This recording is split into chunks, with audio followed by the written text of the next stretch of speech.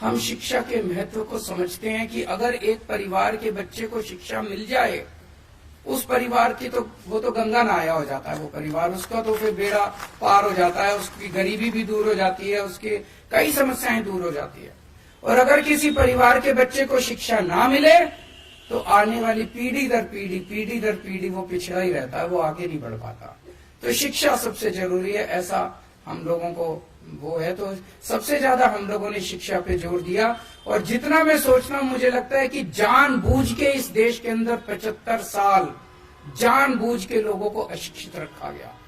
अगर 5 साल के अंदर, 7 साल के अंदर आम आदमी पार्टी की दिल्ली सरकार दिल्ली के 2 करोड़ लोगों के बच्चों को अच्छी शिक्षा दे सकती है, तो 75 साल में क्या हमारे देश के लोगों को, 140 करोड़ लोगों को अच्छी शिक्षा नहीं दी जा सकती थी? दी जा सकती थी। जानबूझ के अनपढ़ रखा गया, जानबूझ के अशिक्षित रखा गया।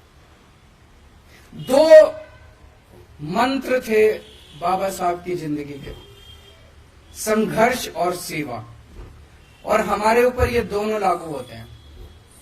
जब अपनी 70 में से 67 सीट आई थी तो मैंने सोचा था चलो अब संघर्ष पूरा हुआ, अब सेवा करेंगे।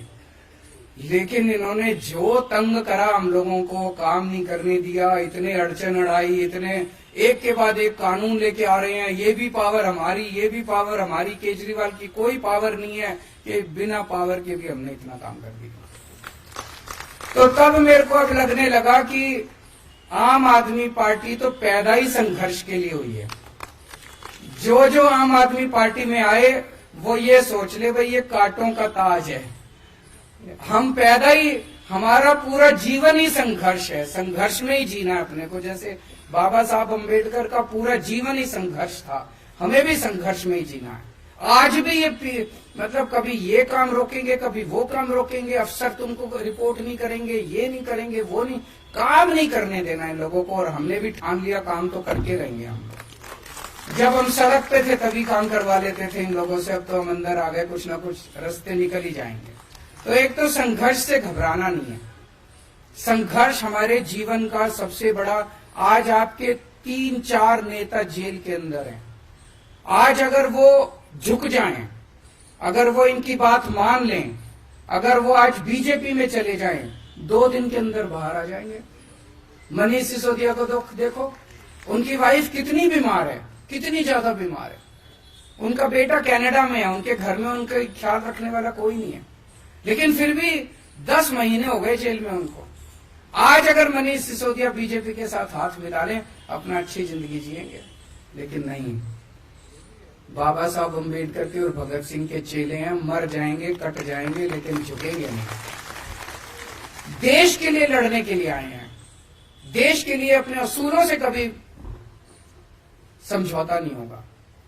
बाबा साहब अम्बेडकर की भी जिंदगी आप पढ़ो, कितने ऐसे मौके आए जब उनको कहा गया समझौता कर लो, इस चीज पे समझौता कर लो, उस चीज पे है ना, कि कितने सारे ऐसे मौके आए, कभी समझौता नहीं किया उन्होंने किसी चीज पे समझौता। हमें भी समझौता नहीं करना, देश के साथ समझौता नहीं होगा, मुल्क के साथ समझौता नहीं होगा, जनता के लिए दूसरी चीज सेवा।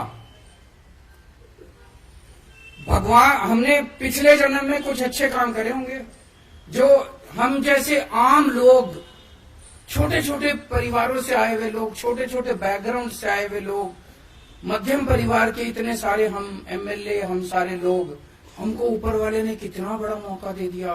कोई एमएलए बन गया, कोई मंत्री बन गया, कोई मुख्यमंत्री बन गया।